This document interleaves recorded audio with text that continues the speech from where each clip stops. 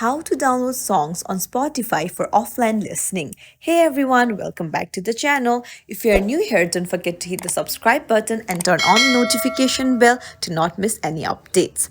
So to download songs on Spotify, make sure that you have the premium version because you cannot download songs without the premium version. However, I'll show you how to download it. So first things first, open up the Spotify app and then you can either make a playlist or choose a playlist that you already have. So once you tap on the playlist, you'll see a download option. Tap on it and that's it. If you have the premium version, a download option will appear and you have to tap on it and it will start downloading and you can check for your downloads. And that's it. If you found this tutorial helpful, don't forget to like and subscribe to our channel for more helpful tips and tricks. Thank you for watching. I'll see you in the next video.